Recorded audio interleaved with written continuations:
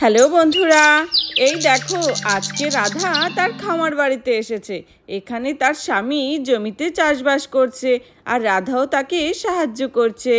তাহলে এত মজাদার ভিডিওটি কেউ স্কিপ না করে দেখতে থাকো।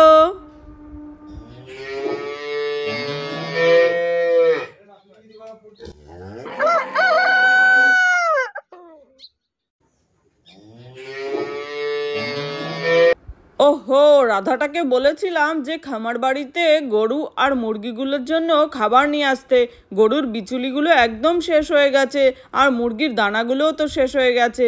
আমি এখানে সকাল থেকে জমিতে এত কাজে ব্যস্ত আছি যে বাড়িতে যেতে পারছি না। 3-4 দিন ধরে আমি এই খামার বাড়িতেই পড়ে রয়েছি।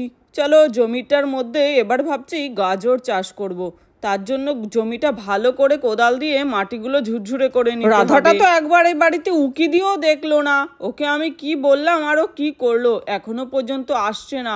এখানে এত কাজ আমি কি একা করতে পারি? আরে দিদি তাড়াতাড়ি করে চল, গুড্ডুর বাবা আমাকে সে কালকেই ফোন করে বলেছিল যে খামার বাড়িতে নাকি অনেক কাজ, সে বাড়িতেই যেতে পারছে না, আমাকেই নিয়ে যেতে হবে এই বিচুলিগুলো।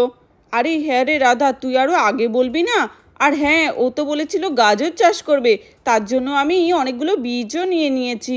আরে দিদি বীজ নিতে তো আমি ভুলেই গেছিলাম, ভাগ্যিস তোর মনে আছে।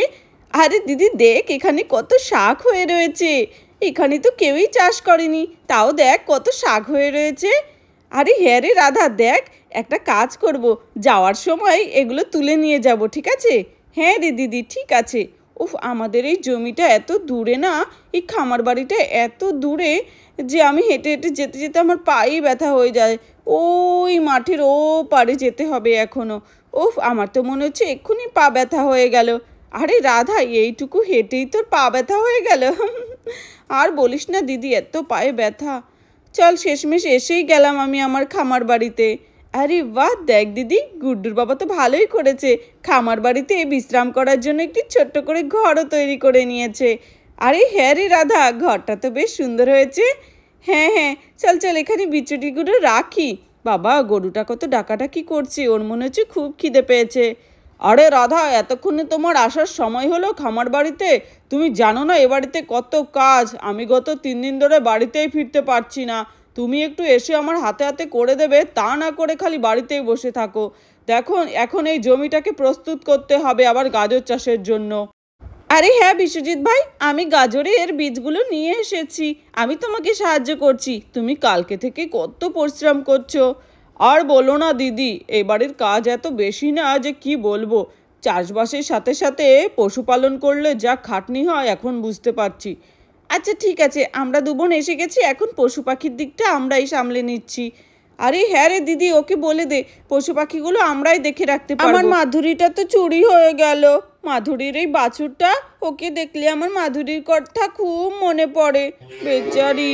নাও নাও, তুমি এগুলো খেয়ে নাও আর ঝটপট করে বড় হয়ে যাও আর তোমার মায়ের মতো হৃষ্টপুষ্ট হয়ে যাও। কি আর করব, মাধুরীর কথা এত মনে পড়ে। এই বাছুরটা দেখতেই একদম ওর মায়ের মতনই হয়েছে, একদম আমাদের মাধুরীর মতো। আর এই যে ঘোড়া, এই যে মহারাজা তো একদমই বিচুলি খেতে চায় না, ওর জন্য আবার আমাদের ঘাসও আনতে হয়েছে। এত বোঝা বয়ে নিয়ে আস্তে আস্তে আমার ঘাড়টা ব্যথা হয়ে গেছে। নে নে খেয়ে নে, তুই খেয়ে নে। গুড্ডুর বাবা, এই ঘোড়ার গায়ে তো দেখছি খুব পোকা হয়েছে, ওকে তো মনে হচ্ছে আজকে স্নান করাতে হবে গো ভালো করে। দেখো ঠিক করে খাবারও খাচ্ছে না। হ্যাঁ, হঠাৎ করে ঠান্ডা গিয়ে আবার গরমটা যা পড়লো না। আরে হ্যাঁ রাধা, তুমি ঠিক বলেছো, এই গাজরের বীজগুলো বুনে আমি ওকে নিয়ে একটু নদীতে যাব, ওকে আজকে নদীতেই স্নান করিয়ে নিয়ে আসবো, বুঝলে তো? অনেক দিন ধরে এই ঘোড়াটাকে আর গরুটাকে স্নান করানো হয় না। আরে হ্যাঁ বিশ্বজিৎ ভাই, নাও আমি তোমার এই গাজরের বীজগুলো বের করে নিয়ে এসেছি, তুমি এখন এগুলো বুনে দাও। আর তুমি বললে আমিও তোমাকে সাহায্য করতে পারি। আরে না না দিদি, তার আর দরকার হবে না, আমার কাছে বীজগুলো দাও, এইটুকু জমি চাষ আমিই করে নিতে পারবো, তুমি বরং রাধাকে গিয়ে একটু সাহায্য করো। এবারের এই গাজরের বীজগুলো বেশ ভালো, একদম হাইব্রিড প্রজাতির, একদম বড় বড় গাজর হবে এক একটা। এবার গাজর ফলন করে মনে হচ্ছে কোটিপতি হয়ে যাব। জানি না ভাগ্যে কি লেখা আছে। চলো মাটিটা একটু খোদাই করে বীজগুলো একটু পরপর গেঁথে দিতে হবে সুন্দর করে। লা লা লা লা লা লা লা। এই খামার বাড়িতে আমার কাজ করতে বেশ ভালোই লাগে, যদি কেউ থাকে, নইলে একা একা কাজ করতে ভালো লাগে নাকি। রাধা আর কুসুম দিদি এসেছে, তাই আমার মনটা খুব ভালো। এখন সবাই মিলে কাজ করছি, তাড়াতাড়ি কাজ হয়ে যাবে। বাবা, শেষমেশ হলো আমার এই বীজগুলো পোতা। রাধা, তোমার ওদিকটা হলো পশুদের খাবার দেওয়া? এখানে দেখো আমার চাষও হয়ে গেল, এখানে বীজও দেওয়া হয়ে গেছে, এখন একটু জল দিতে হবে। জল নিয়ে আসো তো। হ্যাঁ হ্যাঁ, নাও গুড্ডুর বাবা, নাও, দাও দাও জল দাও এবার। হ্যাঁ হ্যাঁ, দাও দাও। এবার একটু করে বীজ ছাড়ানোর পর জল দিয়ে দিলে চারাটা খুব তাড়াতাড়ি অঙ্কুরিত হবে, নইলে ঠিক করে চারা থেকে গাছই বের হতে চায় না। তা রাধা, বাচ্চারা স্কুলে গেছে তো আজকে? এ গুড্ডু ভাই, তোর কথা শুনে আজকে আমরা স্কুলে গেলাম না। এবার মা রাধা আন্টি যদি বকে তোর দোষ। আরে না রে, কিচ্ছু বলবে না। চল না, আমরা খামার বাড়িতে গিয়ে মাকে, বাবাকে, আন্টিকে খুব সাহায্য করব, তাহলে ওরা আমাদের কিছুই বলবে না। চল না। কিন্তু তুই তো ঠিক করে রাস্তাটাই বলতে পারছিস না যে কোন দিক দিয়ে যেতে হবে খামার বাড়িতে ওদের। উফ গুড্ডু, আমি তো হাঁটতে হাঁটতে হাঁপিয়েই গেছি, আমার তো পাটাই ব্যথা হয়ে গেছে রে, আমি আর যাব না। আরে আরে, তুই কি করলি রে টুকটুকি? তুই মাটির মধ্যে শুয়ে পড়লি? গায়ের মধ্যে যদি কোনো পোকা উঠে যায় না, তখন আবার চিৎকার করে কান্না করবি না, ঠিক আছে? তখন আমাকে বলবি না। আরে এই মেয়েগুলোর সাথে এসে তো আমি বিপদে পড়লাম, একটুও হাঁটতে পারে না, একটু হাঁটলেই বসে পড়ে। না বাবা, আমি একাই যাই, মনে তো হচ্ছে এই পথ দিয়েই যেতে হয় আমাদের খামার বাড়িতে। এই বাড়িতে আমি এখনো যাইনি, তার জন্য আমি ঠিক করে চিনতেও পারছি না। ওরা থাক, আমি চলে যাই। ওহ রাধা, বাপরে বাপ, সব পশুদেরকে খাবার দিয়ে এতক্ষণই স্বস্তির পেলাম। ভাবছি এতক্ষণ বিশ্বজিৎ ভাই একা একা কী করে সব কাজ সামলাচ্ছিল বলতো এই 3 দিন। আরে হ্যাঁ রে দিদি, ও তো আমাকে ফোন করে রোজই আসতে বলে, আমি তো আসি না। এই তো আমরা খামার বাড়িতে এসে গেছি। ওই তো আমার মা আর কুসুমান্টিও বসে আছে। মা মা, তোমরা আমাদের নিয়ে আসোনি কেন? আমরা খুঁজেই পাচ্ছিলাম না। আরে গুড্ডু, তোকে না স্কুলে যেতে বলেছিলাম, তুই যাসনি স্কুলে?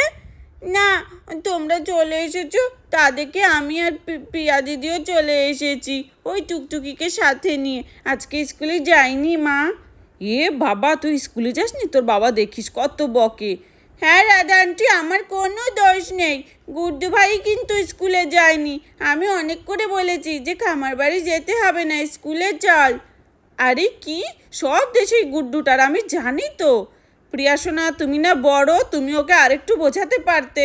কুসুম আন্টি, আমরা অনেক বুঝিয়েছি গুড্ডু ভাইকে। গুড্ডু ভাই বলে চল, আমাদের খামার বাড়িতে অনেক পশু পাখি আছে, তোদের দেখাবো। আমি জানতাম রাধা, তুমি কেন ওদেরকে স্কুলে পৌঁছালে না বলো তো? দেখলে ওরা খামার বাড়িতে চলে এসেছে। চলো, এদিকে আমার জমিতে বীজ বোনাও হয়ে গেছে, আশা করি 2-1 দিনের মধ্যে চারাও অঙ্কুরিত হবে বীজগুলো থেকে। আচ্ছা গুড্ডু সোনা, তোমরা স্কুলে না গিয়ে কিন্তু খুব বড় ভুল করেছো বলে দিলাম। পড়াশোনা হলো সবার আগে, ঠিক আছে? তারপর হলো বাকি কাজ। আরে হ্যাঁ গো গুড্ডুর বাবা, এই গুড্ডুটাকে আমি বুঝি কুল পাই না। তুমি বাড়িতে থাকলে তাও একটু স্কুল, প্রাইভেট সব জায়গায় যাওয়ার নাম করে, তুমি না বাড়িতে থাকলে কোথাও যেতে চায় না। আরে রাধা, বাচ্চা কাচ্চারা তো একটু একটু এরকম করবেই, ওদের ভালো করে বোঝাতে হয়, বুঝলে তো? তুমি তো সারাদিন ওই মোবাইলে বসে বসে রিলসই দেখতে থাকো, আর কোনো কাজকর্মই করো না আজকাল। আগে তো তাও আমার সাথে এসে খামারে একটু কাজ করতে, এখন তো তাও করো না, সব আমাকেই দেখতে হয়। আমাকে এখন আবার এই মতিকে স্নান করাতে যেতে হবে। চল চল মতি, চল। রাধা, আমি মতিকে নিয়ে একটু নদীর পাড়ে যাচ্ছি, ঠিক আছে? ওখানে ওকে স্নান করিয়ে নিয়ে আসি, তুমি বাচ্চাদেরকে নিয়ে বাড়ি চলে যাও, আমি আজকেও হয়তো বাড়ি ফিরতে পারবো না। কি বলছো তুমি? এই নিয়ে 3-4 দিন হয়ে গেল তুমি বাড়িতে যাও না। খামার বাড়িতে জানি একটু কাজ বেশি, তা বলে কি তুমি বাড়ি যাবে না? এখানে ঠিক করে খাওয়া হচ্ছে না, ঘুম হচ্ছে না। আরে আমাকে নিয়ে ওসব তুমি আর চিন্তা করো না, এখানে থাকতে আমার বেশ ভালো লাগে, পশু পাখি কাজই তো আমার সব। তুমি বরং বাচ্চাদের নিয়ে বাড়িতে যাও, ঠিক আছে? আর ওদেরকে ঠিক করে পড়াশোনাগুলো করিও। আমি কাল সকালেই বাড়ি যাব, ঠিক আছে? এমনিও এখানে জমিতে চাষ করেছি, গাজর চাষ, অনেক যত্ন করতে হবে, বুঝলে তো? আরে হ্যাঁ বুঝলাম। চল চল মতি, চল চল, তোকে স্নান করিয়ে নিয়ে আসি। রাধা, আমাকে নিয়ে চিন্তা করো না, যাও তুমি বাড়িতে ফিরে যাও, আর আমার জন্য খাবার পাঠিয়ে দিও। মা মা, চলো বাড়িতে যাই, খুব খিদে পেয়েছে গো। তুমি কি কোনো খাবার এনেছো? এত দূর আস্তে আস্তে তো আমার খিদেই পেয়ে গেছে। আরে হ্যাঁ দাঁড়া, আসার সময় আমি হাতে করে একটা কলা এনেছিলাম তোর বাবার জন্য, কিন্তু তোর বাবা তো খেলো না, তুই খেয়ে নে কলাটা। হ্যাঁ রাধা, তাড়াতাড়ি করে দিয়ে দে ওকে, ওর মনে খুব খিদে পেয়েছে, আবার বাড়িতেও ফিরতে হবে। হ্যাঁ হ্যাঁ, নাও নাও, এই কলাটা খেয়ে নাও। ওকে দাও, আমি কলা খাই। তারপর রাত হয়ে যায় আর এখানে গুড্ডুর বাবা ঘুমিয়ে থাকে আর রাধারাও বাড়িতে ফিরে যায়। আজকে অনেক পরিশ্রম করতে হলো, ভাবছি কাল সকালে বাড়িতে যাব, আর এখানে থাকতে ভালো লাগছে না একা একা। চলো ঘুমিয়ে পড়ি, সকালে উঠে যাতে আমার গাজর গাছগুলো হয়ে যায়। তারপর সকাল হয়ে যায়। ওয়াও, দেখো বন্ধুরা, গুড্ডুর বাবা যে বীজগুলো বুনেছিল গাজরের, দেখো কত সুন্দর বীজগুলো থেকে চারা অঙ্কুরিত হয়েছে। তখনই বিশ্বজিৎ ঘুম থেকে উঠে যায়। মনে হচ্ছে সকাল হয়ে গেছে।